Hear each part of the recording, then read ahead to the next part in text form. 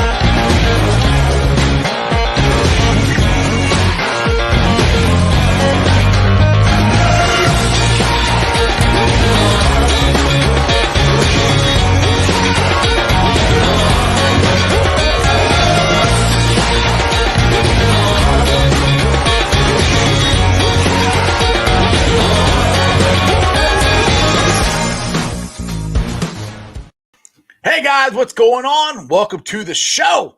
This is Sports with Strawberry Ice. I'm your host, Jeff Trunapole, the Iceman.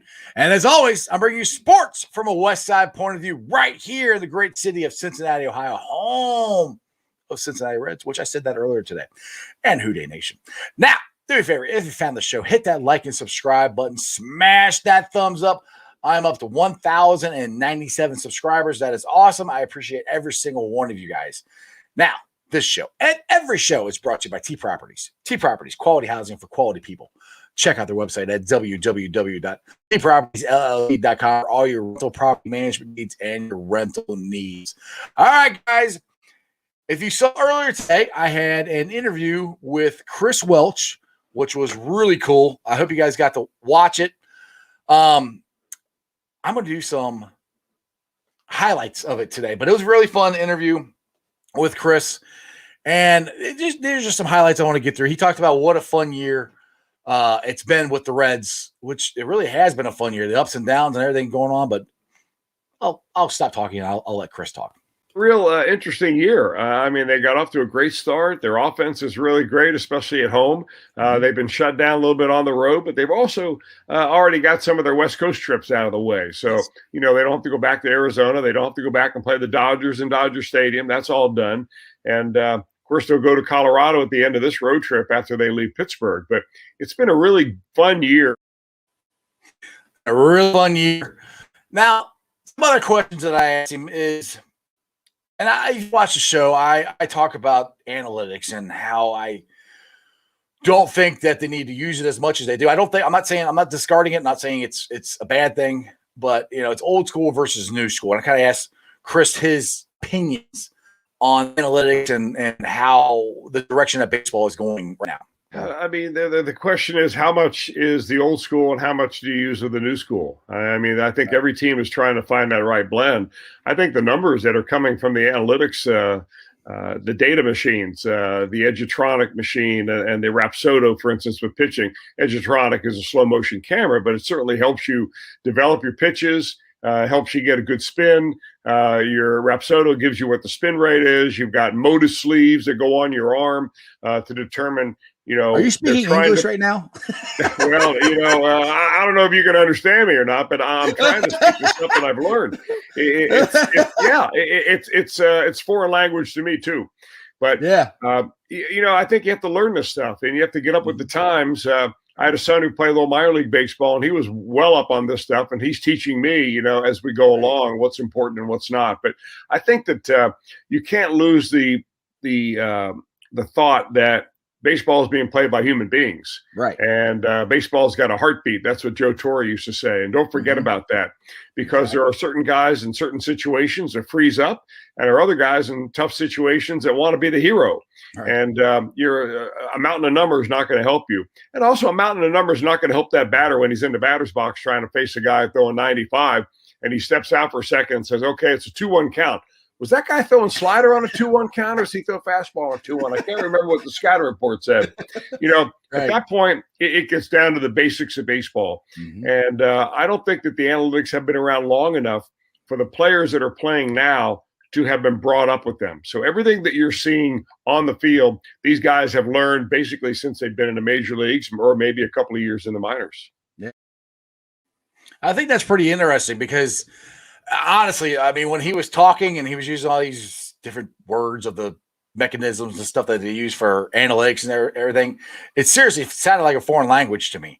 So I want to bring my boy Jeremy D and we'll get to the last clip here. So Jeremy, I don't know if you got to watch any of those clips or anything, but what is your thoughts on analytics and stuff in baseball right now? I mean, are you an old school guy, or are you a new school guy, or where are you at on all of this? Sadly, I wasn't able to hear all of it. I wish I could go back and listen again, to be honest. But what's your idea on analytics in general, as far as the way baseball does now? Dude, it was called, well, it still is called America's pastime. And back during, World War II and our guys were being sent away. We were losing baseball. And then you go forward a little bit, old school completely. Some of the new, you take me back 25, 30 years, even I don't know how back far. then we didn't even have spin rate or exit velocity or any of that stuff. Even watching like golf, Yeah. They show the golf, they show the trajectory of the ball going, and all that stuff's fun and it's cool, but at the same time, I don't know, man. It doesn't scream America's pastime to me. It really doesn't. It says America's now in the is now 2021, and most likely our football is about to start changing too. Mark my word there. I hope not. All right, got a comment here from Josh. He says, I'm not a huge fan of over shifting, but it bothers me when these pull hitters get these huge shifts and they can't lay down an opposite field hit to a side of the field that's not covered. Josh, I agree with you. I mean, I've said this a million times. Like, look, if the third baseman is playing shortstop, if you can't hit that way, at least bunt the freaking ball. It's a hit. Especially the start. That's one thing Chris Welsh did say in the interview. And for the full interview, it's on the channel, so you guys can go check that out. But this is one other one I wanted to bring up, and I don't know how many of you guys know this, but Marty Brennaman has this special nickname for Chris Welsh, and he calls him the Creeper. And I've always wondered, why did he call him that? Well, this is what Chris had to say. Marty always tries to hang nicknames on people. Sometimes they stick, sometimes they don't. That one is going away, fortunately. And basically it had something to do with the speed of my fastball being so slow it would creep up to the plate.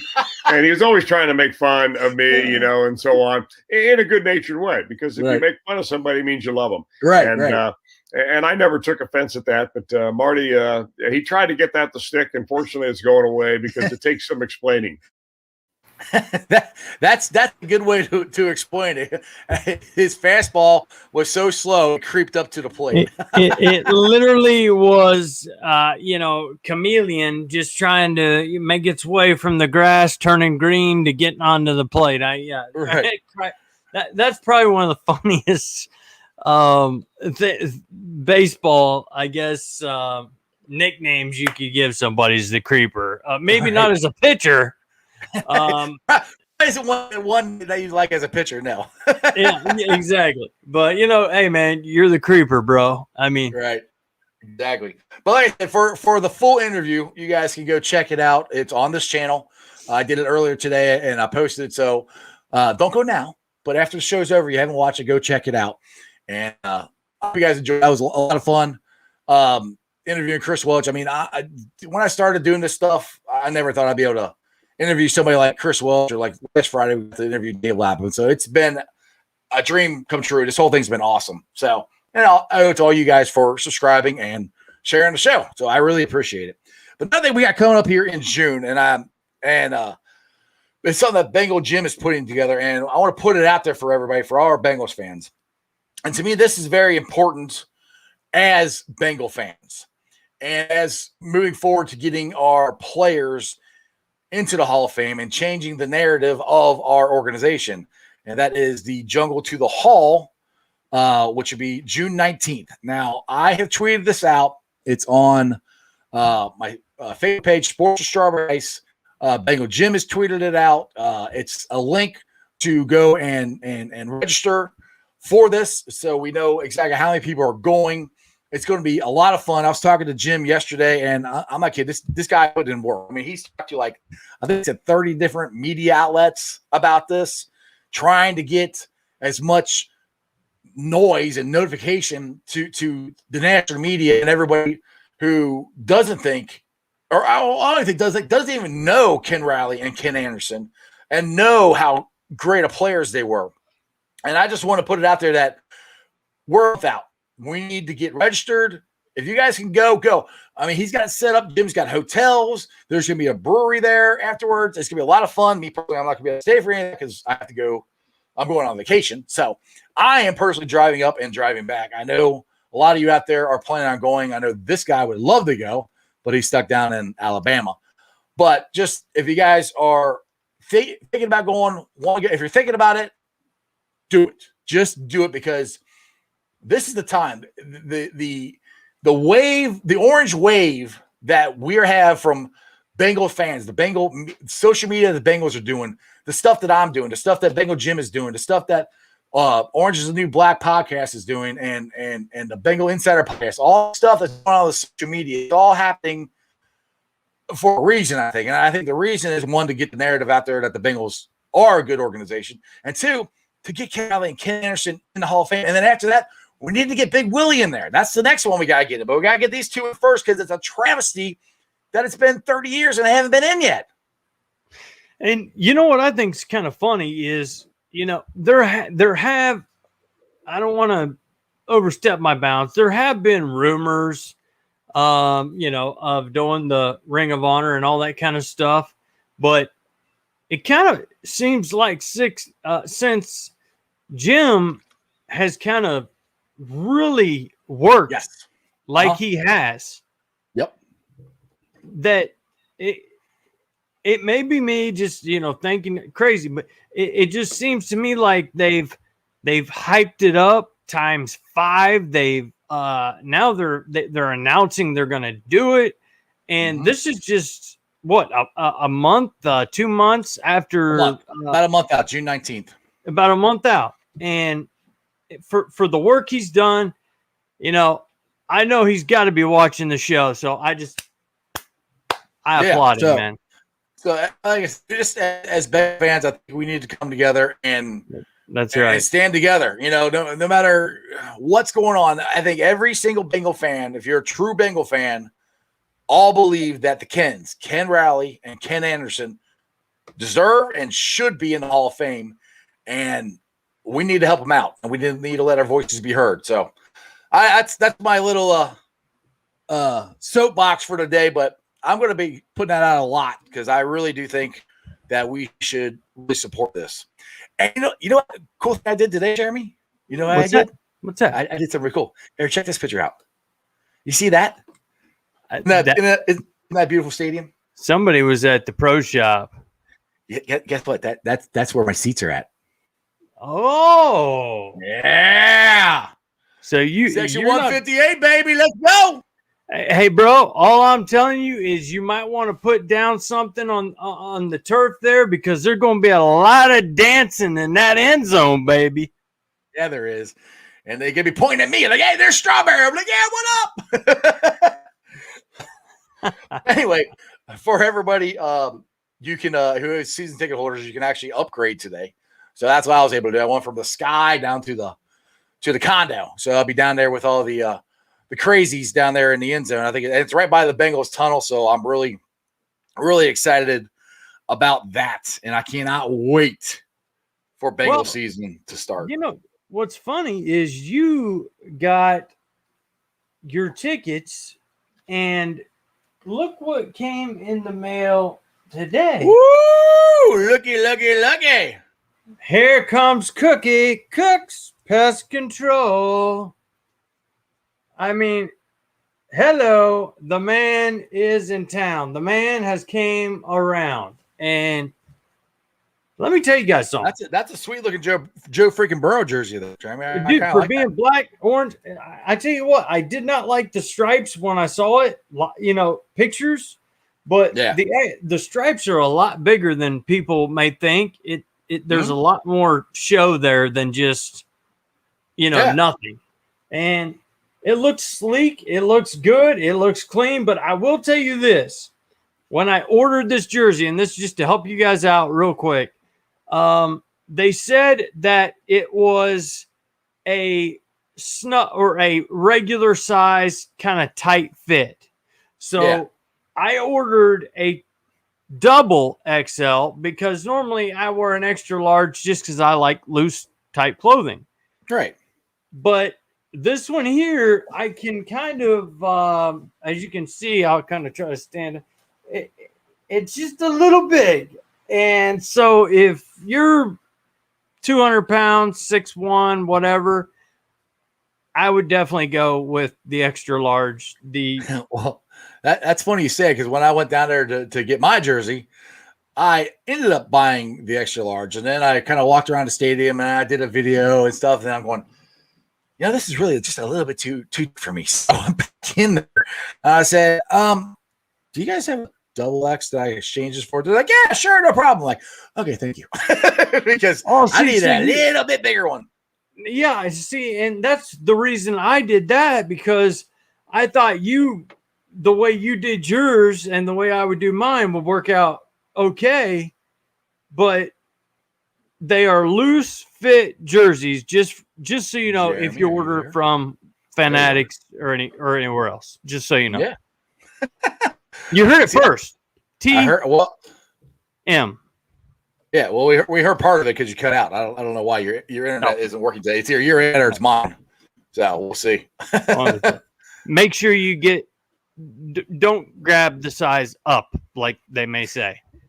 Well, if you're bigger than your average like me, you might want to, because I did the extra large, and I mean it fits, but I'm kind of like you. I wanted a little bit bigger, I don't want it like hanging down all the way to my knees or anything, but I want it a little bit bigger. So yeah. And Larry Dean says hubba hubba hooday. All right, Rabbit, what's up? He's watching. He says, what do y'all think our record will be this year?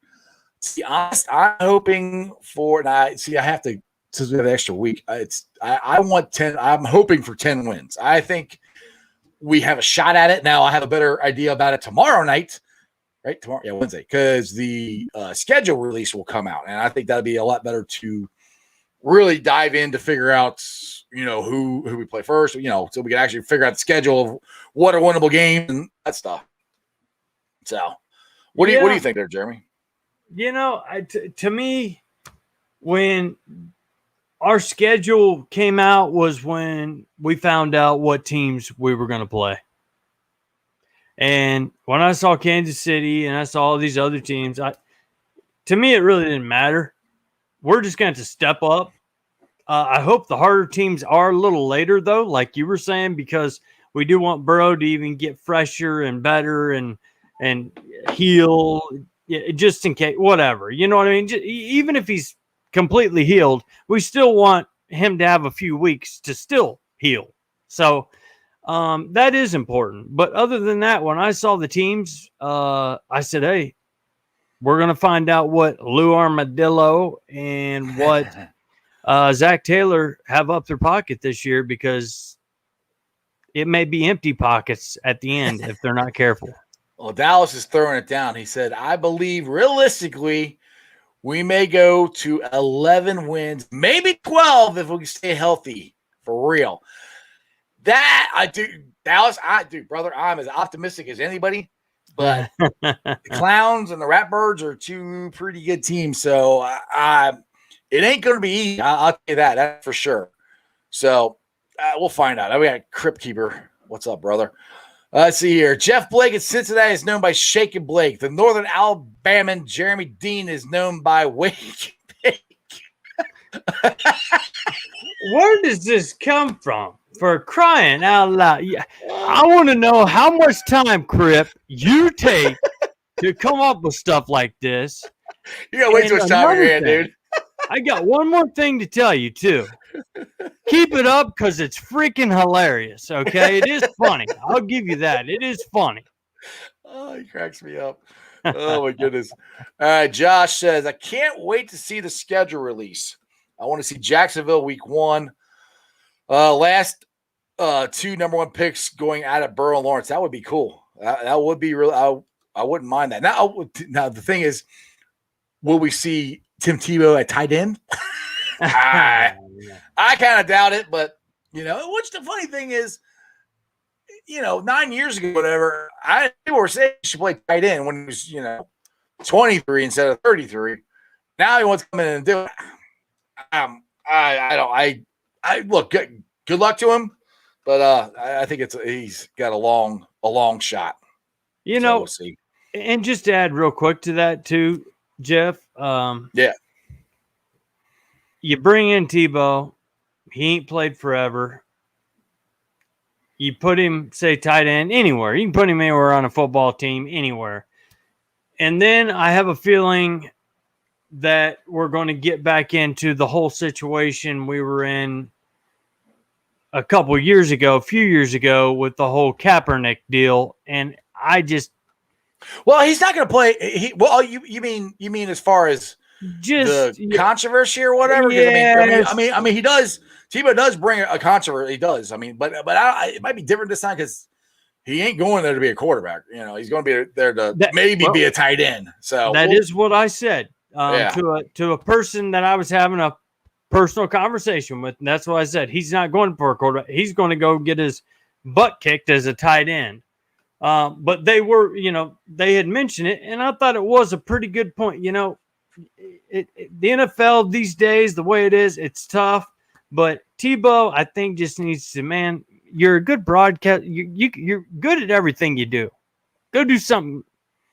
Oh, he's good at broadcasting. I mean, Josh said Tebow is there for distraction from the media from Lawrence a bit. And he might be right on that. That might be the whole ploy.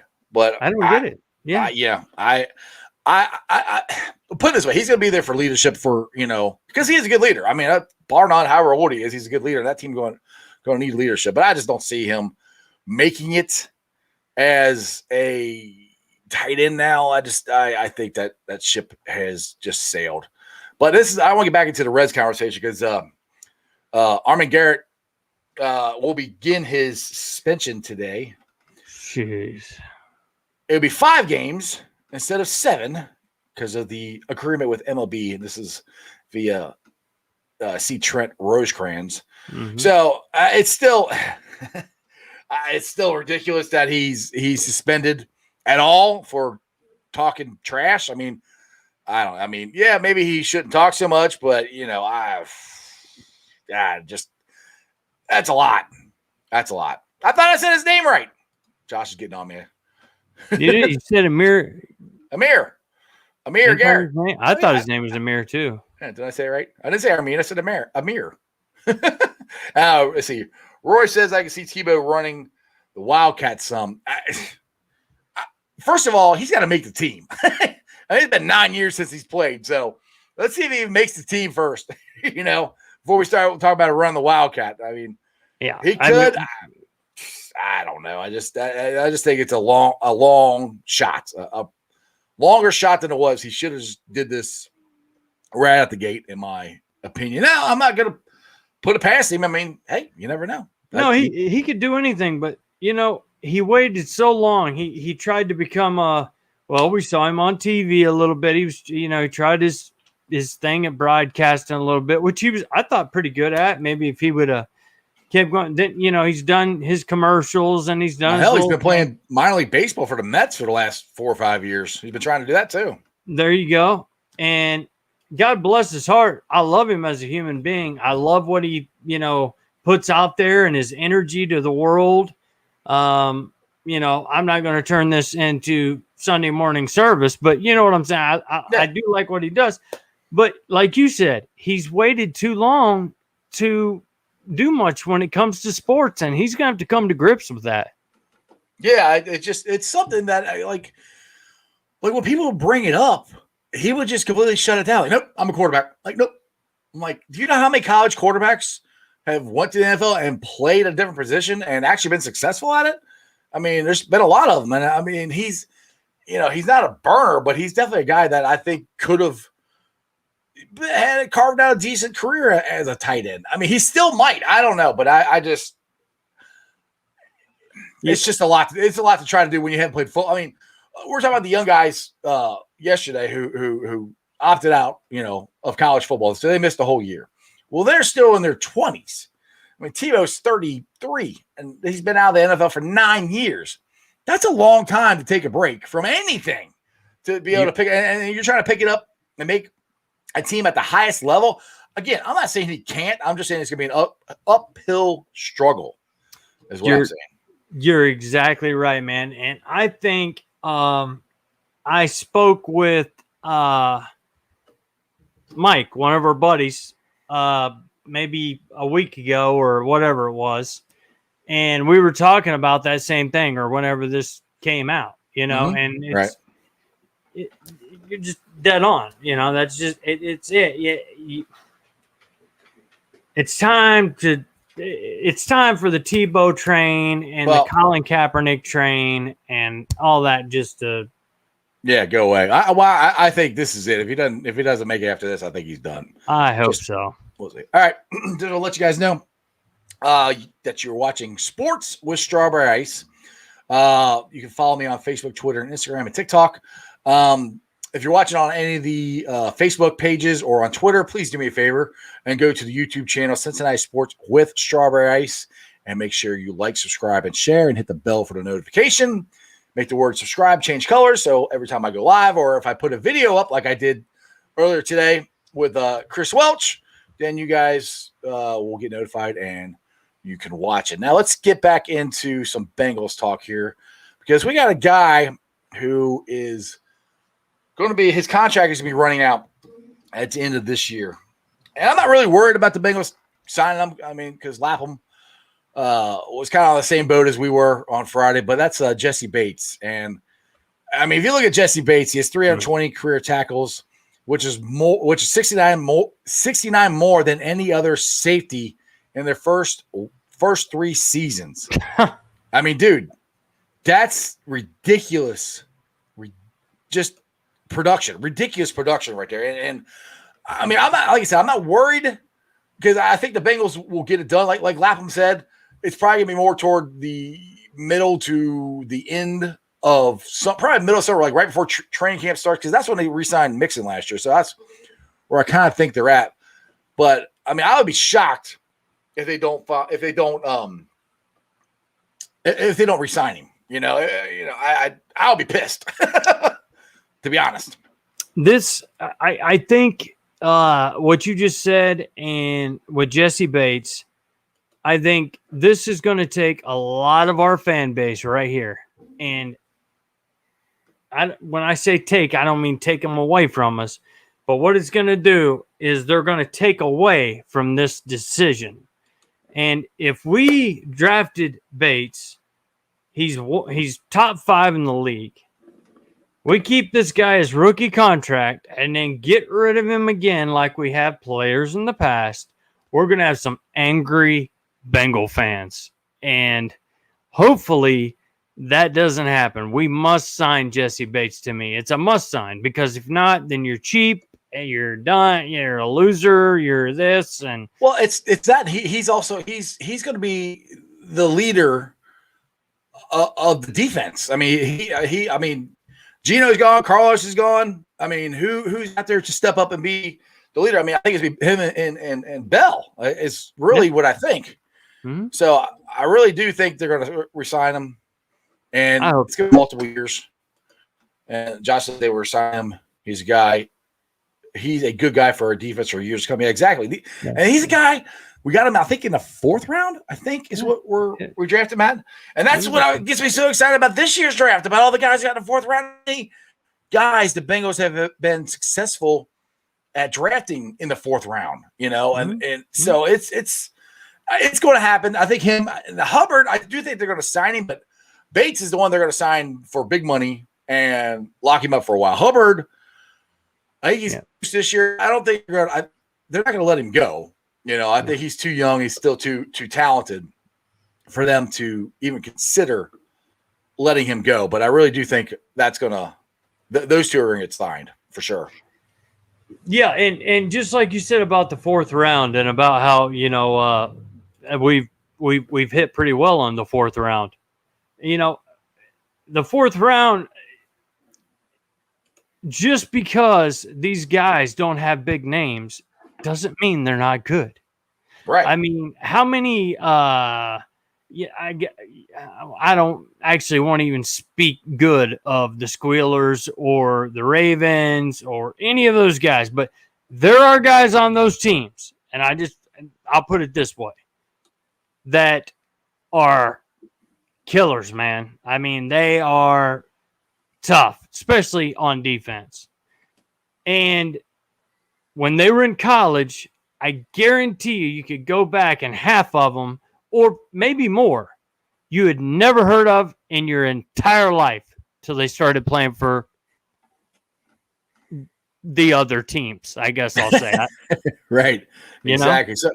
So did you I know down in Alabama you don't get to watch that Redskins, but did you get to watch any of the game last night? Because they were killing the ball last night. It was 14-1. Crush. I mean, Naquin, I'm not kidding. If the foul pole wasn't there, that ball was going into the river. He crushed it. It was awesome. To me, it's completely unbelievable. I think I was talking with somebody about the Reds, maybe even down here. But I mean, wait, you talk Reds down in Alabama? Yeah, every now and again you find a guy that's vacation. Hey, you're a Reds fan, man. How you doing? What's going on way down here? You know what I'm saying? What's going on? I mean, but you got Castellanos, you got Naquin. Is that yes, right? Okay. Yep. And then you've got Winker, Suarez, Votto's coming up the chart. I mean, even though he's on the injured list right now. That's what takes me off. He was starting to come around. Votto was starting to come around, and he broke his thumb. Now, I have a question. Get you going with that one. Yeah. Now, I brought this up to Chris Welch about Gino Suarez and his struggles. And I agree with what he said that, Gino should be fine. But I'll put it this way. And I put this out to the people watching too. When Votto comes back, he's going to go back to first base. What do you do? Shortstop. Farmer is actually playing a very good shortstop. He's hitting the ball well. Senzel's hitting the ball well. You got Jonathan India. Both those two have been splitting time at second base since Akiama's come back. We got too many bats, too many players, and not enough positions. I hate to say it, and I love Gino. I do, but if Gino doesn't start turning this around, we might have to put him on the bench for a little bit. I mean, I don't know. What's your thoughts on that? Yeah, I'm the same way. Just looking at his stats from the first week of the season to even now, I mean, like you said, there's something that's got to be done, and I don't think he's washed or done or anyway. There's no he's He's a great player. He's just in a funk, man. And that's just about it. I mean, the thing is, the part that scares me is I don't necessarily think it's because he moved the shortstop or because he lost weight. He was in a funk last year, and there's a lot of Reds that were in funks last year, but he's not coming out of it. I mean, every once in a while we might see a game here, a game there where he does good. It's just, like I said, we're in.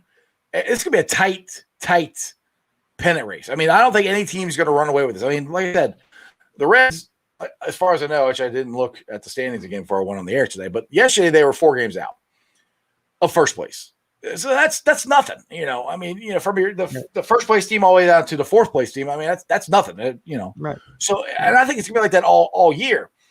And the thing is, it's kind of like what Bill did with Votto last year. Votto was struggling. So finally, Bell benched him for like 3 or 4 games, and Votto finally started coming around. And to me, you might have to do that with Gino. You might have to sit him or something, because something's got to change with what he's doing. Because Chris Welsh mentioned this, not on my show, but he mentioned this on the broadcast yesterday, that he thinks that the way Gino's, batting, he's coiling, he's coiling back too far, and he's making his bat loop, and it's making his swing longer. And I think that's something that he's working on. But sometimes once you get in that habit, it takes a long time to get rid of it. I mean, look at Joey Votto. I mean, he's completely changed his batting stance. They started doing it last year, and it started coming around. But I mean, it's taken them a good year to really get that swing to where he wants. So it's not all. It's you're a golfer, Jeremy, and Tiger Woods went through that swing change. I was going to bring. And it messed him up for at least a year or 2 before he really got it going again. Oh yeah. So and a baseball swing is kind of like a lot like a golf swing. So it's not the easiest thing to fix. No, it's not. And when you started out the way you did, and right now you're sitting at 134 batting average. Mm-hmm. I mean, that's not good, man. That's something that has to be addressed. I don't care if it's maybe the coach and pull him aside saying, hey man, what's going on? How you feeling? Are you feeling like you're late? Are you slow? Are you having a hard time reading pitches?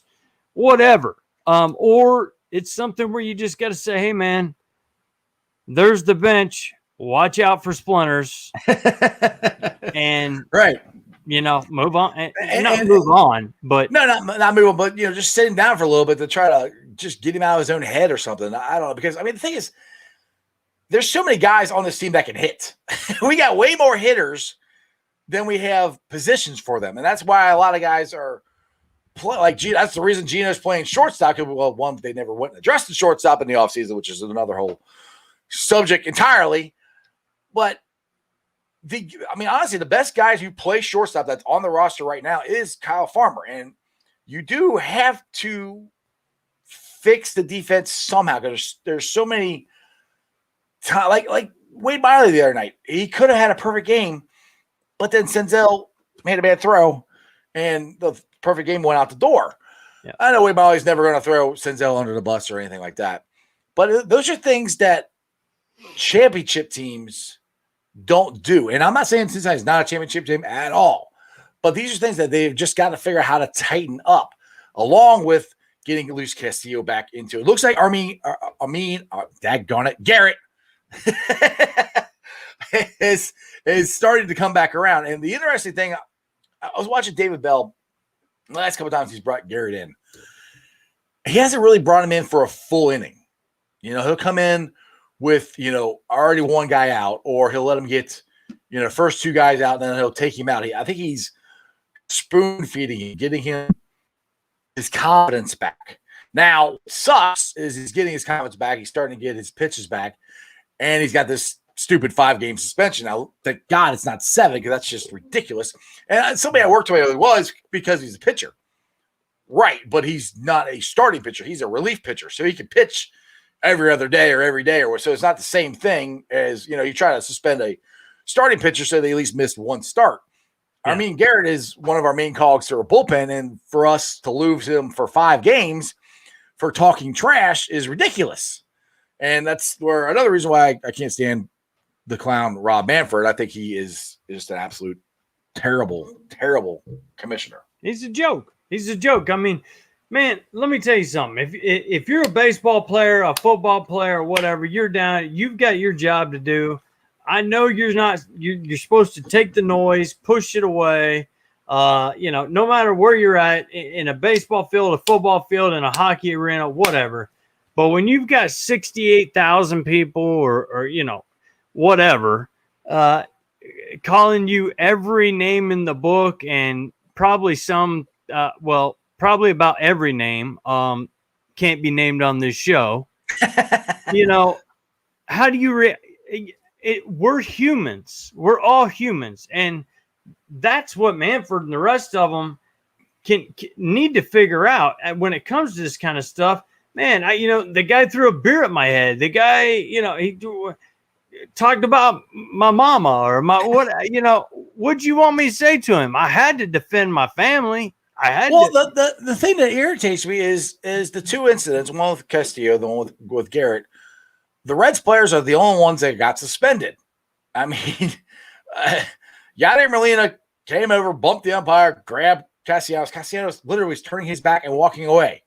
Castellanos is the one that got suspended. So then you go to Garrett and Baez. I mean, he wasn't talking. He was talking toward the batter, Rizzo, but Baez is the one who completely jumped over the dugout fence and started talking, flipped Armin the double bird, and went after him. Yeah. So why is Garrett getting suspended for 5 games, but nobody, Molina didn't get suspended. Baez isn't getting suspended. It doesn't make any sense. I mean, you're saying they're inciting the bench's clearing brawl. Well, did they do it, or did the actions of the other team do it? I mean, because they got their feelings hurt. Exactly.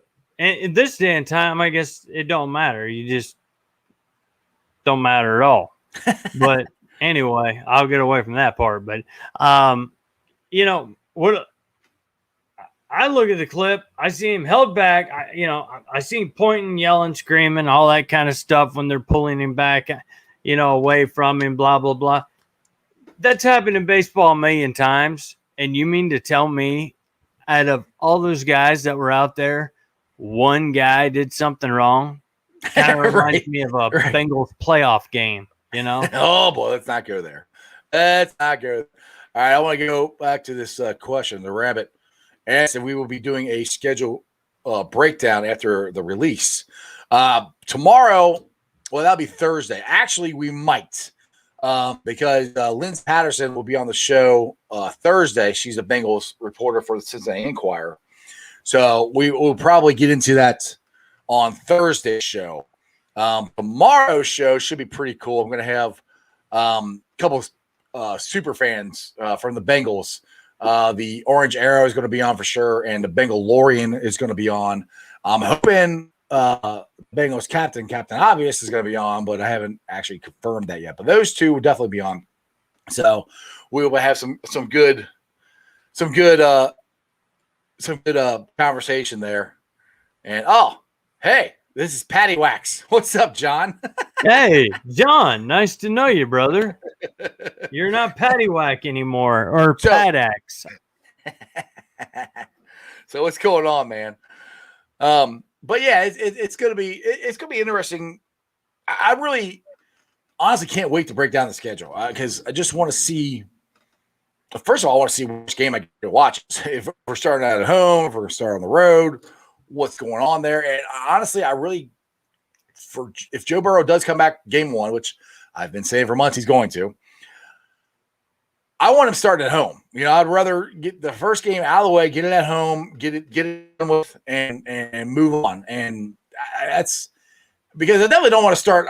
I really hope we don't start off with a AFC North opponent. I would rather start off with somebody like Josh at Jacksonville would be perfect. I would love to start off with Jacksonville. I think that'd be a good, hopefully, win for the Bengals. to start the season off and get this thing rolling. Yeah, you give me Jacksonville, you give me the Bears, you give me because I think the whole Dalton thing and then Dwayne Haskins, I think it would be a thrill to watch. You know, but they normally every year give us an AFC opponent, it seems like, in the first 4 games, and it's normally a primetime game with the Ravens or what. I don't. We'll see. But guess what? Doesn't matter, because we're gonna go to Baltimore, to Crapsburg, to Clown Town, and there's going to be 2 words that we're going to leave them with when we get on our bus, and that's whoop ass. That's what we're going to do to all 3 of our teams in the division. I should have took a copy of that meme you made last night. I put it on the Strawberry Ice page, and tweeted it out, but I didn't put it on here so you could put that on there. But I should have done that. That was pretty good get by you. I like that. All right, John. I know it's nice to add Chase, but I'd love to see us go run heavy to start the year. I think there's a good chance that will happen because they're okay. If they're smart, which I do think Zach Taylor is kind of smart, protect Joe, because no matter Joe comes back day 1, he's still not going to be the Joe Burrow of last year right off. No matter if his knee's 100% or not, he's just not going to be there because it's going to be the first time he's playing with a new knee, basically. So, yes, I do think that they will have a running game going.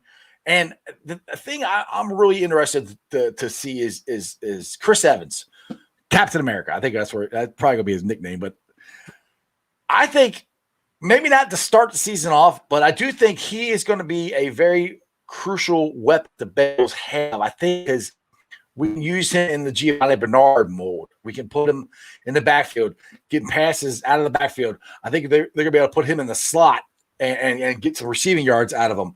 So I think a lot of that is going to hinge on what he can do, obviously with being a rookie and everything. But I'm really interested to see him play and how he grows into the offense. But yes, I do think they're going to start out running a lot. And with our offensive line we have now, I think Joe Mixon is going to be able to run and not have to make a cut in the backfield because he's trying to avoid a passer. That would be a defender. That was awesome for once. Yeah, or not get hit in the backfield and try to break a tackle before 5 other players can come over and put him on the ground, And you mentioned Chris Evans, man. I gotta tell you, I have been getting killed over Chris Evans because I have told people, look, I liked P. Ryan when he was with Oklahoma. I really did. I liked what he did last year. But what I saw last year was just a mediocre, a good running, just a good running back that I think's pretty much already hit his ceiling. He can get you those few yards. He's not going to run out of the stadium, but Chris Evans is a guy that we've watched a lot. And I'm telling you, even though we signed P. Ryan to the 1-year, $1 million deal, whatever it was, I hope he don't. And I like P. Ryan. Like I said, all you people that are going to kill me later, please don't, because I like him. But I do see Chris Evans, Captain America himself, even though I can't stand where he come from, I think he's more of that Gio Bernard look with that J.K. Dobbins build. And I think it could be something pretty special. Yeah, and the good thing is for the Bengals, for the Bengals, he doesn't have a lot of tread on the tire, or he has a lot of tread on the tire left, I should say, because he didn't play that much in college, to be honest. He made a big splash in the Senior Bowl and stuff like that. That's how he got on the Bengals radar. And I'm not saying that he's going to come and be, Gio right off the bat. I really do think it's going to be P-Ron and it's going to be Mixon at first, and they're going to go from there. But I'm curious to see him work his way into the offense and see how that just works, and hopefully the Bengals and will use him right, because how many times we've been on here and got so irritated that they wouldn't use Gio right. Tampa and Brady is going to kill it down here with them, and it's going to kill me because this girl over here is going to go, "Hey, my Buccaneers!" Here we go again. Great. Exactly. So I don't know why my internet's going in and out. I mean, I'm on there. I don't know. We're having bad internet today. But Roy says the Jags would be great on Sunday night. That would be cool. I would not mind. And that could be a good Sunday night tilt. I mean, the back-to-back number one picks going at it. That could be a thing. I like it.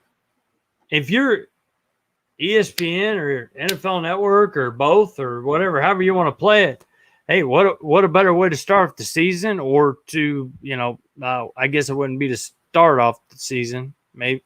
Yeah, I guess it would be, wouldn't it? He's saying game one. Yeah, game one, Jacksonville. Yeah. There you go. And the Bengals. And the cool thing is, I'll be sitting right there watching the game.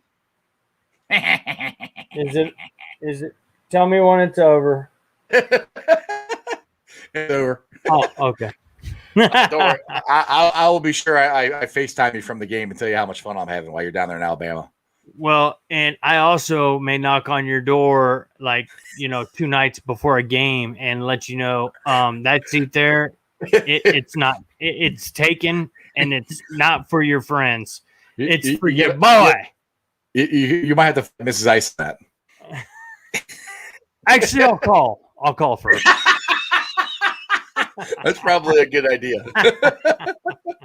All right, man. It's about 6:30. I think we roll on out of here. How about you? Yep. All right. Well, I would like to thank the Facebook groups that let me live stream.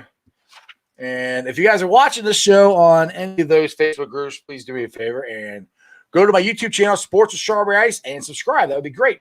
But the Facebook groups are Houday Nation, a great Cincinnati Bengals group. If you have not joined that, I recommend you join their group. It's awesome. Cincinnati Reds, Ronnie Third heading for home. Another great Cincinnati Reds group.